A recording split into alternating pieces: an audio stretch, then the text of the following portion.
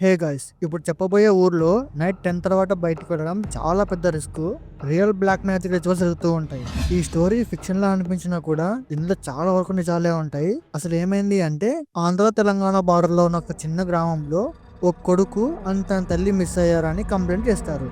దీనికోసం పోలీసులు ఆ చుట్టుపక్కల ఊర్లో వాళ్ళందరినీ సెర్చ్ చేయడం మొదలు పెడతారు. అలా వాళ్ళు చేస్తూ చేస్తూ ఉన్న వాళ్ళు తెలిసింది ఏంటి అంటే, వాళ్ళిద్దరు కూడా కలిసి లాస్ట్ లో ఆ ఊర్లో ఉండే చెల్లయ్య బావ దగ్గరకు వెళ్ళారని తెలిసింది. ఈ చెల్లయ్య బావ ఎవరు అంటే, ఊర్లో దయాలు పడితే విడిపించేవాడు అండ్ ఎవరికైనా జ్వరాలు వస్తే మంత్రాలు చెప్పి తాడు లాంటివి ఒకటి తగ్గించేవాడు. ఇతను ఫారెస్ట్ బీట్ ఆఫీసర్ కి బ్యాడ్ స్మెల్ రావడం గమనించాడు. అది కూడా ఒక ఓల్డ్ హట్ దగ్గర నుంచి. ఆ బీట్ ఆఫీసర్ ఆ హట్ లోకి చూసినాక తెలిసింది ఏంటి అంటే, అక్కడ మొత్తం కూడా బ్లడ్ స్టెయిన్స్ ఉన్నాయి అండ్ కాలిపోయిన మనిషి యొక్క బోన్లు, రిచువల్ చేసిన లైక్ లెమన్స్, స్కల్స్, ప్లేట్స్ అన్ని కనపడ్డాయి అతనికి. అతను అలానే సెర్చ్ చేస్తాడు ఆ ఇల్లు మొత్తం.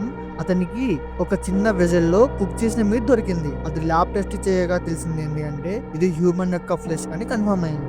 ఇంకా పోలీసులు చెల్లయ్య బాబాను అరెస్ట్ చేశారు.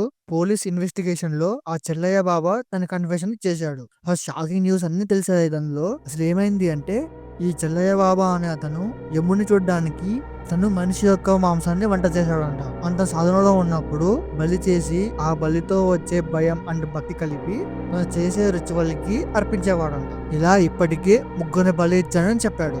అండ్ ఆ బాబాని కోర్టుకి అప్పగించి కేసు వేసి life sentence విధించేశారు.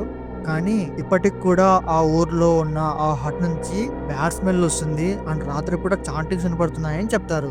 And local polices అందరి మేలు కోసం అని చెప్పి ఆ హట్ ని క్లోజ్ చేసేసారు. మీరు కూడా మీ ఊర్లో ఉన్న బాబా దగ్గరికి వెళ్ళేటప్పుడు చాలా జాగ్రత్తగా ఉండండి. వాళ్ళు ఏం చేస్తారో ఎవరికి తెలియదు.